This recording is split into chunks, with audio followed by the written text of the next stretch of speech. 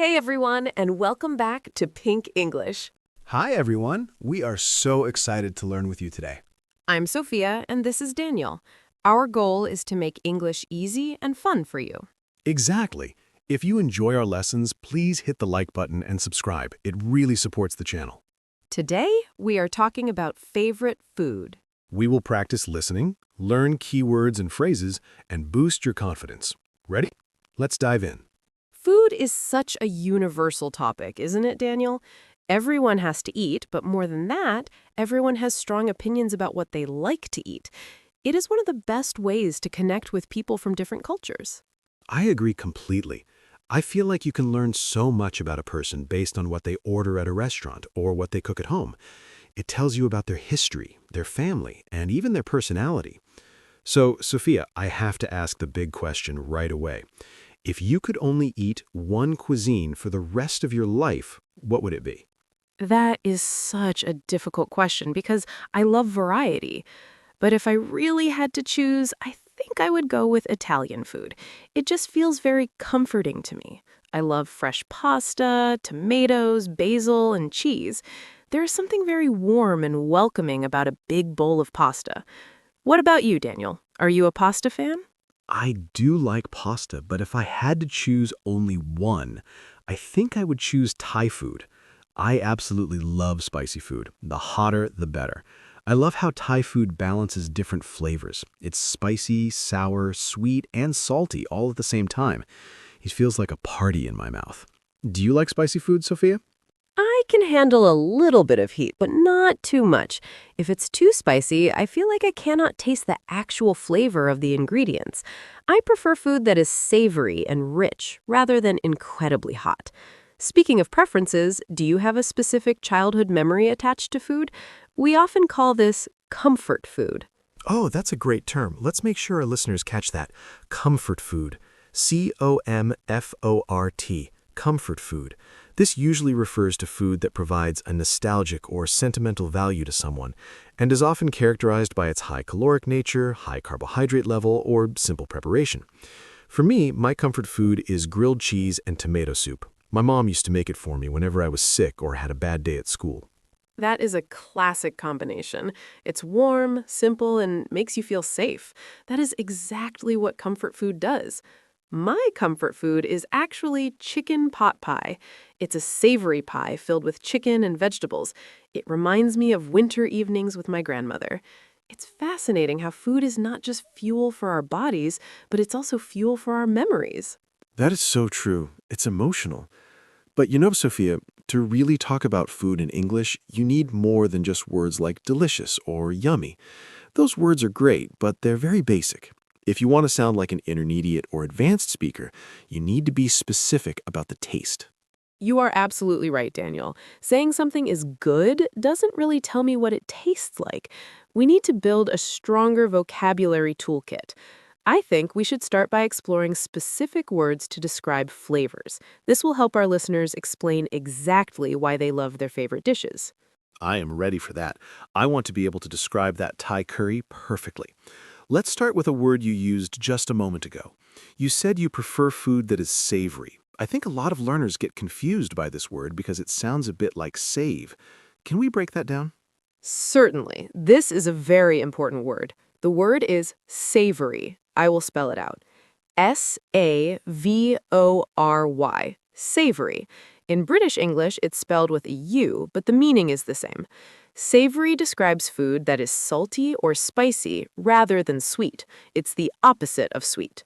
So a chocolate cake is sweet, but a hamburger is savory. Exactly. But it's more than just salty. It often implies a rich, full flavor, often coming from meat, cheese, or cooked vegetables. For example, you could say, I'm not in the mood for dessert. I want a savory snack like potato chips or nuts. That makes sense. It's a category of flavor. I prefer savory breakfasts over sweet breakfasts. I would choose eggs and toast over pancakes and syrup any day. Okay, what's another word that's useful for describing a specific taste? Another excellent word is tangy. Let's spell that together. Tangy. Tangy. Have you heard this word before, Daniel? I have. I usually hear it when people talk about sauces or fruits.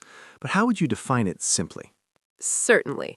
Tangy describes a strong, sharp taste or flavor that is also pleasant. It usually has a bit of an acidic kick to it. Think about the taste of a lemon or plain yogurt or a barbecue sauce that has vinegar in it. It wakes up your tongue. That's a great description. It wakes up your tongue. So if I'm eating a salad with a lemon dressing, I could say, this dressing is very tangy. Perfect. Or you could say, I love the tangy flavor of fresh orange juice. It's different from sour. Sour can sometimes be negative, like milk that has gone bad, but tangy is almost always a positive description of a sharp flavor.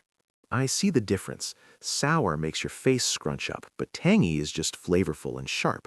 Okay, I have one. Since I love coffee, I use this one a lot. Bitter. Bitter. Bitter.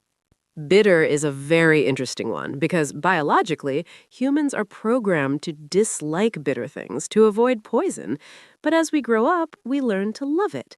Bitter is a sharp, pungent taste that is not sweet. It's often found in dark chocolate, coffee, beer, or certain green vegetables like kale. I used to hate bitter foods when I was a child. I wouldn't touch broccoli. But now I love a strong, bitter espresso. It balances out sweet things very well. That is a sign of a mature palate. Palate, P-A-L-A-T-E, is a word for your sense of taste. When your palate matures, you appreciate bitter flavors more. Here's a sentence for our listeners. The dark chocolate was too bitter for the children, but the adults loved it. I love that word, palate. It makes you sound like a food critic. Okay, Sophia, give me a word for food that feels heavy and filling, maybe with a lot of cream or butter. The perfect word for that is rich. R-I-C-H, rich. Now, usually we use rich to talk about money, but when we talk about food, rich means the food contains a lot of fat, oil, butter, cream, or eggs. It makes you feel full very quickly. Oh, like a cheesecake. A cheesecake is very rich. You can only eat a small slice.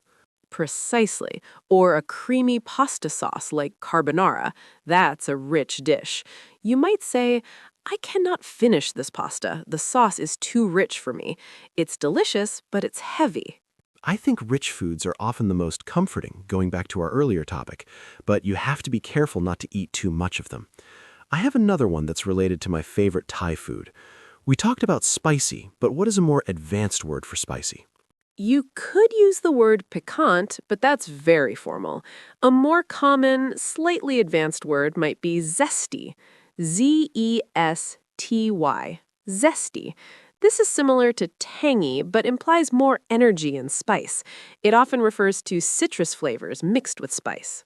Zesty. I like the sound of that, like a zesty salsa. Yes, but let's go back to a very trendy word right now. Umami. U-M-A-M-I. Umami. This is actually a Japanese word that has been adopted into English. It's considered the fifth taste, alongside sweet, sour, bitter, and salty. I hear this word on cooking shows all the time. Chefs always say, this dish needs more umami. What exactly is it? It's a savory, meaty taste. It's found in foods like mushrooms, soy sauce, Parmesan cheese, and cooked meats. It gives the food a deep flavor that lasts a long time in your mouth. So if I make a vegetarian stew and I want it to taste meaty without using meat, I should add mushrooms or soy sauce to boost the umami. Exactly. You are a natural chef, Daniel. So we have savory, tangy, bitter, rich, and umami. If you use these words, you will sound much more descriptive than if you just say, the food was good.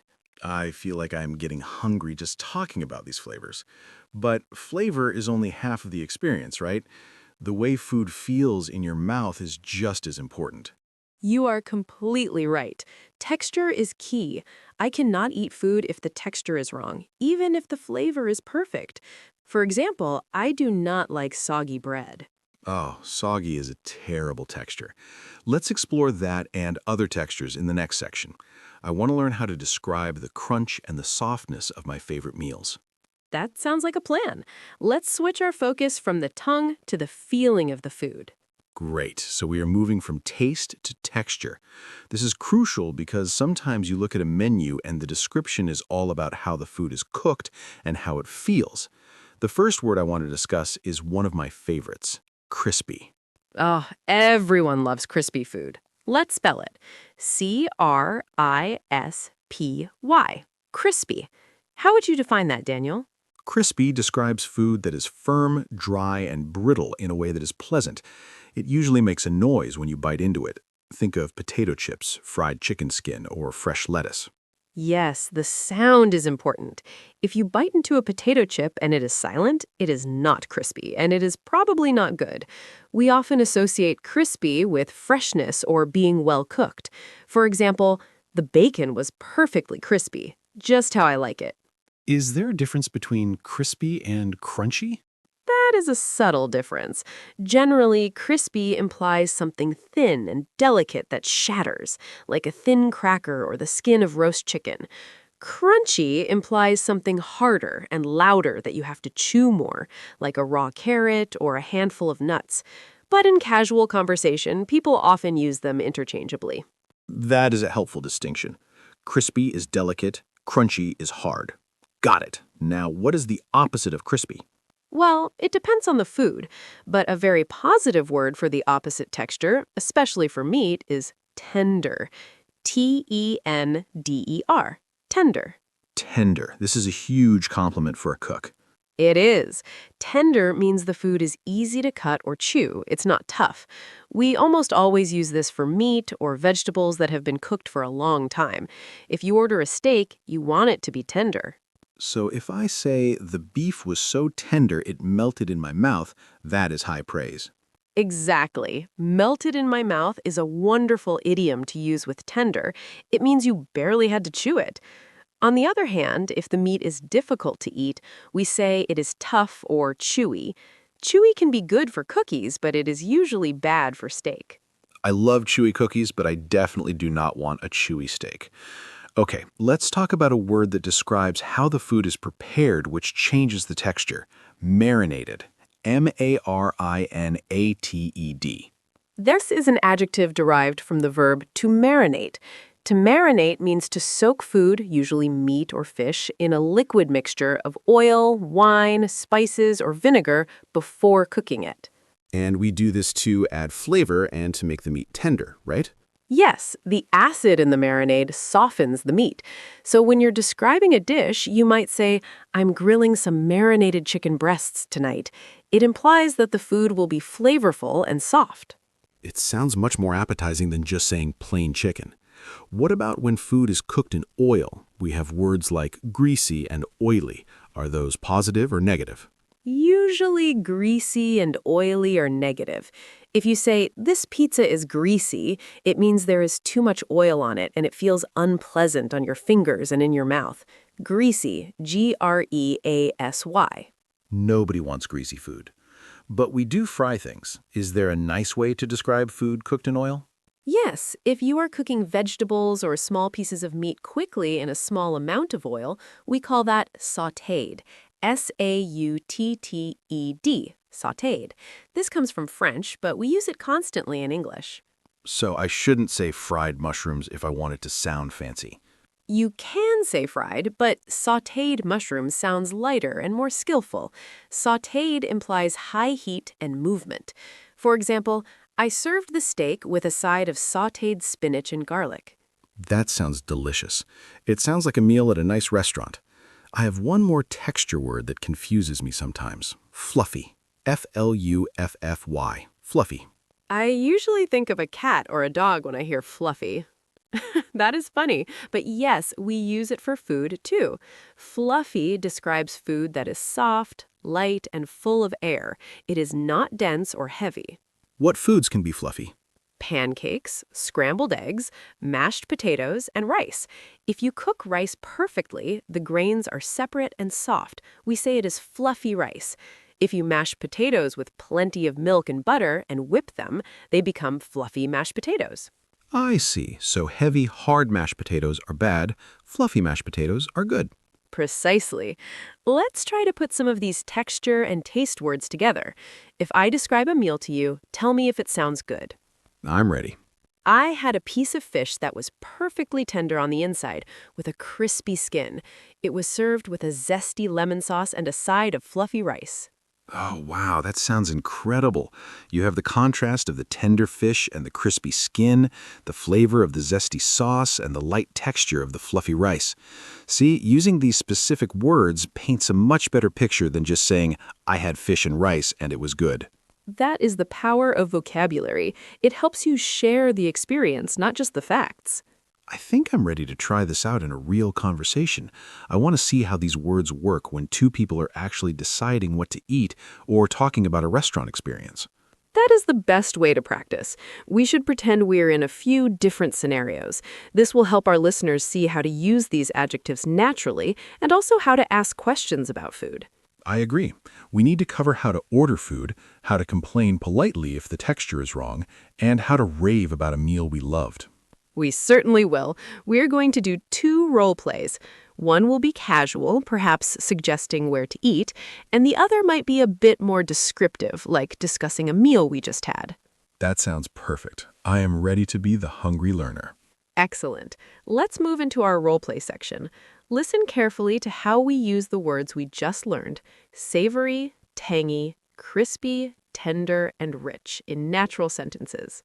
I am definitely ready. Let's imagine it is Friday night. We have both had a very long week at work, and we are extremely hungry. I will play the role of the indecisive friend who doesn't know what he wants, and you can try to suggest some options. That sounds like a very familiar situation. I think many friends and couples have this exact conversation every weekend. Okay, let's begin. Hey, Daniel, are you ready to go? I am absolutely starving. Me too. I skipped lunch today so I could eat a horse, but I have no idea what I want to get. What are you in the mood for? Well, since we are both hungry, maybe we should get something substantial.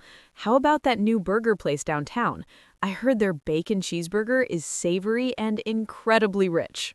I don't know. Burgers sound a bit heavy for me right now. I feel like if I eat a massive burger, I will just fall asleep immediately. I want something a bit lighter, maybe with some fresh vegetables. Okay, lighter makes sense. We could go to the sushi bar. The fish is always fresh, and the texture of the sashimi is so tender. Plus, they have that tangy ginger dressing on their salads that you like. Sushi is a good option, but I'm actually craving something hot. Sushi is cold. I want something that will warm me up. Maybe something with a bit of spice. I see. So no heavy burgers, nothing cold like sushi, but you want spicy and hot. What about Indian food? We could get a chicken tikka masala. It is creamy, savory, and has just the right amount of heat. Oh, that sounds perfect. A nice hot curry with some fluffy naan bread to dip in the sauce? Yes, that would definitely hit the spot. Let's go there. Great choice. I'm already dreaming about the garlic naan. Let's go before the line gets too long. And scene. That was fun. It felt very real. I think I actually want Indian food now.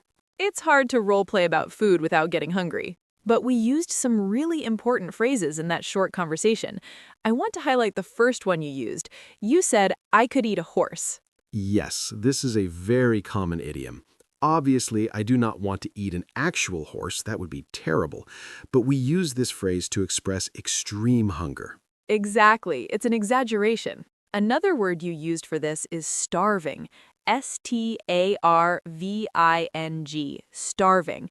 Technically, starving means you are dying from a lack of food. But in casual English, we use it just to mean very, very hungry. Right. If I say I'm hungry, it means I'm ready to eat. If I say I'm starving, it means I need food immediately or I might get grumpy. It emphasizes the urgency.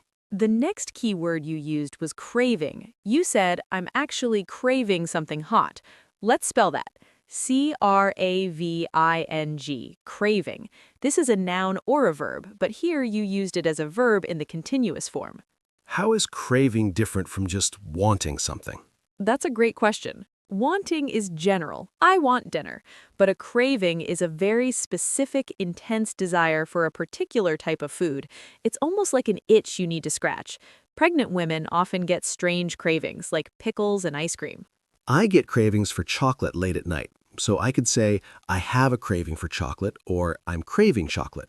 Both work? Yes, both are perfect. I am craving focuses on the action or feeling right now. I have a craving treats it like a condition you're experiencing. It implies that nothing else will satisfy you. If you are craving pizza, a salad will not make you happy. That leads perfectly to the other idiom I used. I said that the Indian food would hit the spot. HITTHESPOT. Hit the spot. This is one of my favorite idioms. To hit the spot means that something is exactly what you needed or wanted. It completely satisfies your craving or your hunger. Exactly. It's like there's a specific target or spot in your stomach or your brain, and the food hit it perfectly. You can use this for drinks too. On a hot day, a cold glass of lemonade really hits the spot. That's a perfect example. It implies a sense of relief and satisfaction. So, to recap that section, I could eat a horse means you are very hungry. Craving is a strong, specific desire, and hit the spot means the food satisfied you perfectly. I think those three phrases alone will help our listeners sound much more natural. Instead of saying, I want pizza, they can say, I'm craving pizza. It adds so much more personality. It really does. Now, Daniel, in that first scenario, we were deciding where to go, but the conversation changes once you're actually eating. When you're sitting at the table, you often have to describe the food to your partner, especially if they ask to try a bite. Or if you're trying to convince them to order dessert, that is a very important skill. Persuasion through description. True. So for this next role play, let's pretend we're at a fancy restaurant. We have just finished our main courses and we're debating whether or not to order dessert. This time, I want us to be a bit more descriptive and enthusiastic. I'm ready.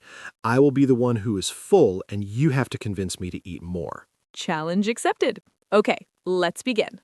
Wow, I am absolutely stuffed. That steak was delicious, but I don't think I can eat another bite. I'm ready to ask for the check. No way, Daniel. You cannot leave yet. You haven't looked at the dessert menu. They have a molten chocolate lava cake that is supposed to be out of this world.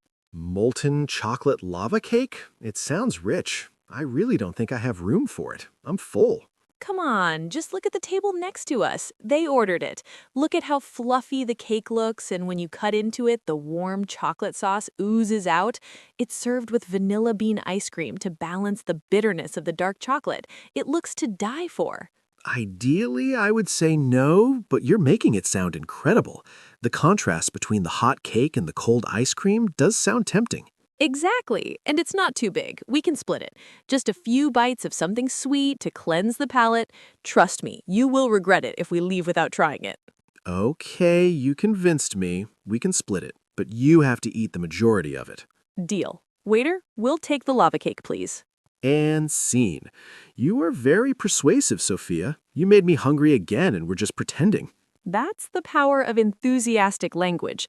If I just said, the cake is good, you would have said no. But because I used specific imagery and strong idioms, I changed your mind. You used a phrase that I think is very common in movies and TV shows.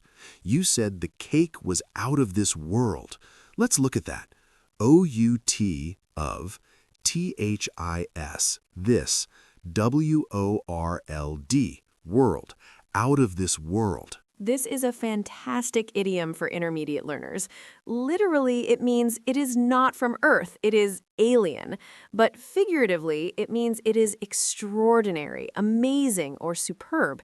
It is better than anything you can find on Earth. It is a very high compliment. You can use it for food, but also for other things, right? Like a performance or a movie? Yes, you could say her singing voice is out of this world, but it is very commonly used for delicious food. It implies that the taste is almost magical. You also used a slightly dramatic phrase. You said the cake looks to die for. T-O-D-I-E-F-O-R. To die for. This sounds dangerous. It does sound dramatic. We are full of drama today. To die for implies that something is so good, so desirable, that you would be willing to die just to have it. Of course, we do not mean this literally. Right. Please do not die for a cake. It is just a way of saying it is highly desirable or excellent. Exactly. You might hear people say, that dress is to die for, or the view from the hotel room is to die for. In the context of food, it usually refers to something very rich, decadent, or special. You wouldn't usually say a plain salad is to die for. Unless it is a really, really amazing salad. But yes, usually it is for chocolate or steak or lobster, something special. Now, Sophia, in our role play, I mentioned that I was stuffed. S-T-U-F-F-E-D, stuffed. This is a great alternative to saying, I am full. Stuffed literally means filled tightly, like a teddy bear is stuffed with cotton. When you say, I am stuffed, you mean your stomach is completely full. You cannot eat another bite. It is very informal, though, right? I probably wouldn't say I'm stuffed to my boss at a business lunch. You are right. At a business lunch, you should just say, I am very full, thank you. But with friends or family, I'm stuffed is perfectly natural. It often implies you ate a little too much because the food was so good. I want to bring up one more concept that we didn't use in the role play but fits here. Sometimes we try a food and it is not out of this world immediately. In fact, maybe we don't like it at first, but over time we learn to like it. What do we call that? That is a very sophisticated concept. We call that an acquired taste. Let's spell acquired. A-C-Q-U-I-R-E-D. Acquired. And then taste. T-A-S-T-E. An acquired taste. To acquire means to get or to gain. So an acquired taste is a liking for something that you didn't have originally. You had to learn to like it. Precisely. We often use this for strong flavors like coffee, blue cheese, spicy food, or certain types of seafood like oysters. Oysters are the perfect example. The texture is slippery and slimy. Most people hate them the first time, but after a while they might start to enjoy the salty ocean flavor. So oysters are an acquired taste. Coffee is the same. Most children hate coffee because it is bitter, but adults acquire the taste. You can use this phrase to be polite, too. If someone serves you something strange and asks if you like it, you can say, it is interesting. It might be an acquired taste. That is a very diplomatic way of saying, I don't like this yet. Yes, it saves you from being rude. It suggests that the food isn't bad, it's just complex and you are not used to it yet. We have covered so much vocabulary here. We have starving for empty stomachs, stuffed for full stomachs, craving for wanting food, and to die for loving food. I feel like we're building a really strong toolbox for our listeners. We are, but there's one more practical aspect of dining that we haven't touched on yet. What happens at the very end of the meal? Do you mean paying the bill? That is important, but I mean, what happens if you cannot finish your food? In many cultures, especially in the US and Canada, it is very common to take food home. Ah, yes, the leftovers. L-E-F-T-O-V-E-R-S, leftovers. This is the food that remains uneaten at the end of the meal. Correct. And if you're at a restaurant, you might ask for a box to put them in. In the past, people used a funny phrase for this, a doggy bag, D-O-G-G-Y, bag. A doggy bag? Like a bag for a dog? Yes, the excuse was that you were taking the scraps home to feed your pet dog, but in reality, people were eating them themselves. Do people still use that phrase? Older generations still use it, but nowadays it's more common to just ask, can I get a box for this? Or can you wrap this up for me? That is good to know. I would feel silly asking for a doggy bag if I didn't have a dog. Can I get a box is the safest and most common way to ask. It is very standard etiquette in North America. Do not be shy about it. If you paid for the food, it's yours. That brings up an interesting point about culture. Food isn't just about nutrition or taste. It's about social rules and traditions. Talking about food can be a minefield if you don't know the cultural context. That is absolutely true. What is polite in one country might be rude in another. For example, in some cultures, finishing everything on your plate is a compliment to the chef. It means the food was good. But in other cultures, if you finish everything, the host thinks they didn't give you enough food, and they will immediately serve you more. Exactly. So knowing how to navigate these social situations is just as important as knowing the vocabulary. I think this is the perfect transition to our next section. We need to talk about the social side of food, how to accept food, how to refuse food politely, and how to talk about diets without being annoying. I agree. The social dynamics of eating are fascinating. Let's explore how to be a polite guest and a good host in English. I'm ready. Let's talk about manners, diets, and awkward food situations. Manners are indeed the invisible rules of dining. One of the biggest changes in modern dining culture, especially in English-speaking countries, is how we handle dietary restrictions. That is a very formal phrase, dietary restrictions, D-I-E-T-A-R-Y, dietary, and restrictions, R-E-S-T-R-I-C-T-I-O-N-S, restrictions. It sounds formal, but it is extremely common. It refers to foods that a person cannot or will not eat, either for health reasons, religious reasons, or personal choice. If you are hosting a dinner party, the very first thing you must do is ask your guests if they have any dietary restrictions. Right. You don't want to serve a pork roast to someone who doesn't eat pork or a peanut sauce to someone who is allergic to peanuts. Exactly. An allergy is serious. A-L-L-E-R-G-Y. Allergy.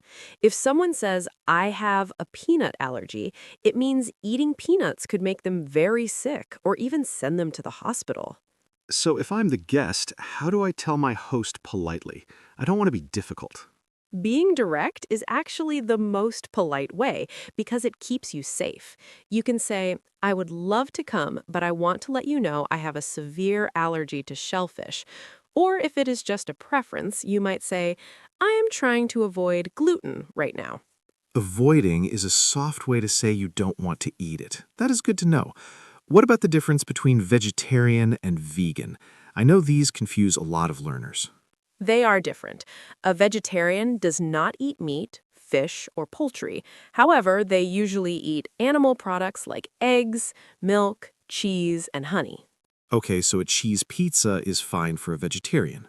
Correct. But a vegan avoids all animal products entirely. No meat, no eggs, no milk, no cheese, and often no honey. V-E-G-A-N, vegan. So a cheese pizza is not okay for a vegan unless it uses special plant-based cheese. That is a crucial distinction. If you are cooking for a vegan, you have to be very careful about ingredients like butter. You have to use oil instead. Precisely. It shows a lot of respect when a host remembers these details. It makes the guest feel truly welcome. Now, speaking of being a guest, let's talk about what you should bring when you are invited to someone's home for dinner. In my country, we never go empty-handed. Is that the same in English-speaking cultures? Never go empty-handed. That is a great rule of thumb.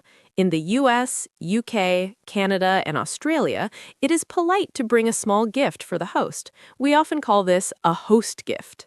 What is a good host gift? A car? A puppy? Oh, definitely not. Keep it simple. A bottle of wine is the most common gift. If they don't drink alcohol, you could bring a box of chocolates, some high-quality tea, or maybe some flowers. It doesn't have to be expensive. It's just a gesture to say thank you for cooking. That makes sense. It is the thought that counts. Now, what happens at the end of the meal when we're at a restaurant? The check comes. Who pays? This is the most awkward moment in dining. Cultural norms vary wildly here. In some cultures, people fight to pay the whole bill. In others, it's strictly split. In the US, if you invite someone specifically, like, I would like to take you out for dinner, the expectation is often that you will pay. You're treating them. To treat, T-R-E-A-T. This means to pay for someone else as a gift. I will treat you to lunch. Yes, or you can simply say, it's on me. That is a very natural phrase. Put your wallet away, Daniel. It's on me. I love hearing that phrase. But what if we're just friends meeting up casually? Then we usually split the bill. We sometimes call this going Dutch. G-O-I-N-G-D-U-T-C-H. Going Dutch. That is a funny idiom. Does it mean we act like people from the Netherlands?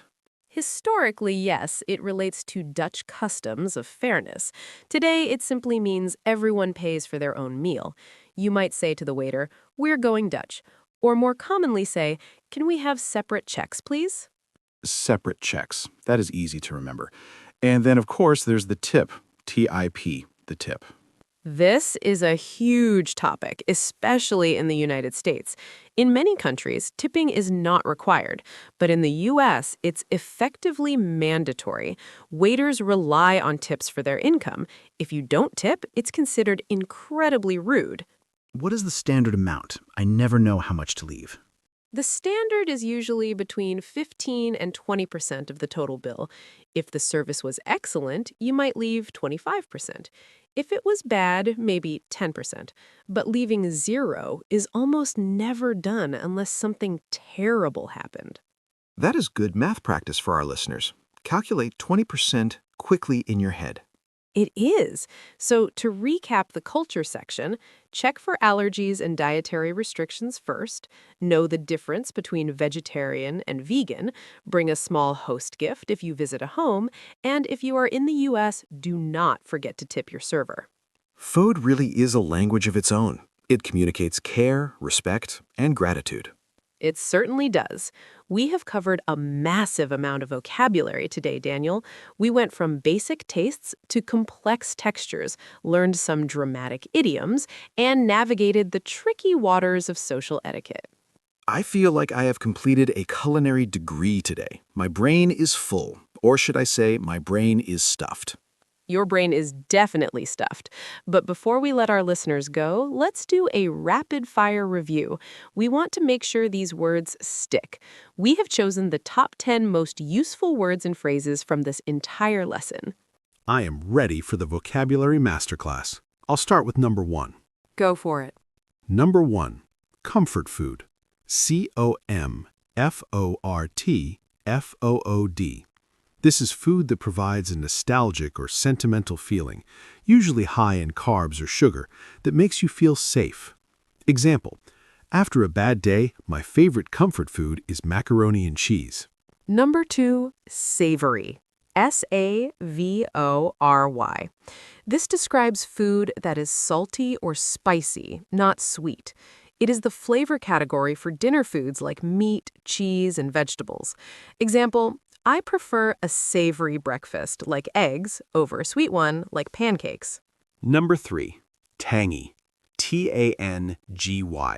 A strong, sharp, acidic flavor that is pleasant and wakes up your tongue.